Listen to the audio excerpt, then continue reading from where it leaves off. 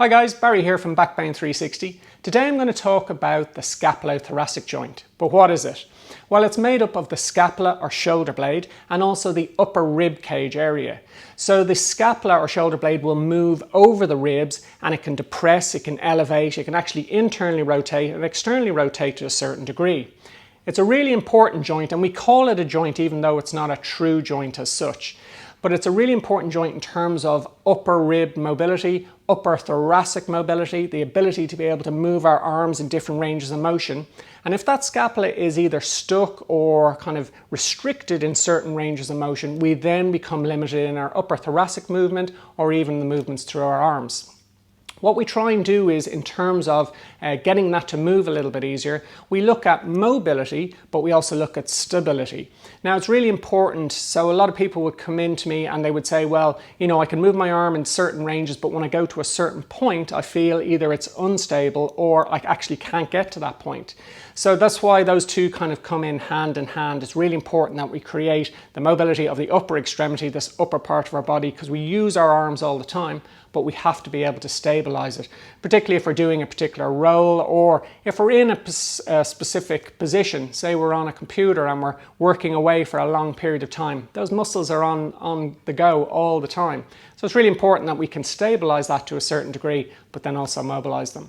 Best way we're going to do that is we're going to use the wall behind. I'm going to show you 3 key moves that will get that mobile while we stabilize one side.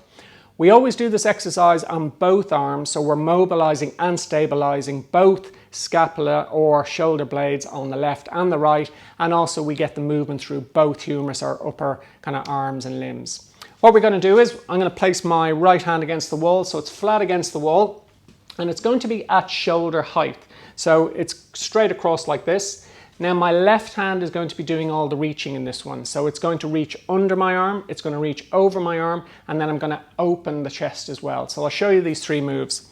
Placing the hand in this position, I'm going to have my feet facing towards the wall, and I'm going to reach underneath my arm of the right side, and I'm going to go up and around to the point that my hip, everything, pelvis wants to rotate, but I'm not going to move my feet.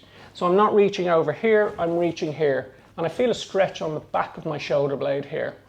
As I get to that end point, I just slowly come back, and then I'm going to move my hips over to the side to use up some of that kind of extra slack. So I'm literally going to just move the hips to the side, and I'm going to reach over the top as far as I can to the end range. And now I'm opening up the back side of this shoulder blade here.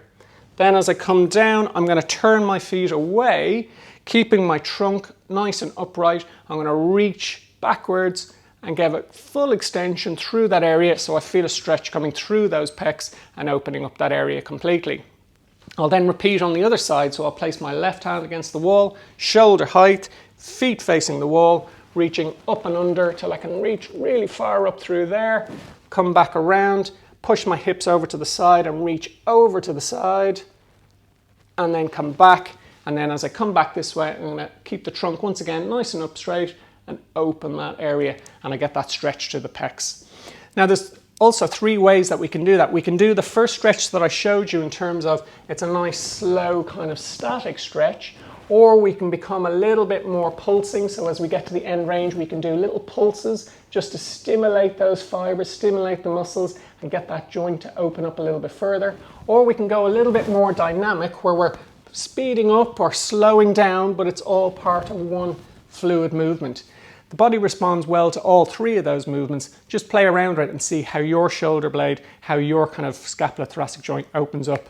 I find a combination of all 3. So I'll do a nice slow static stretch first. I'll do a little pulsing with maybe 6 little end range pulses, not big pulses, just that little kind of small movements at the end.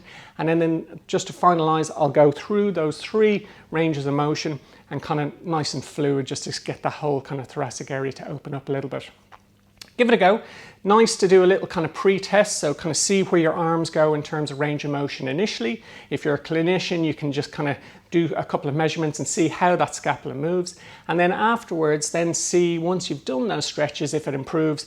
But I tend to give my patients and clients maybe 6 sets of those twice a day for a week and just try and get that whole thoracic and scapula area opened up.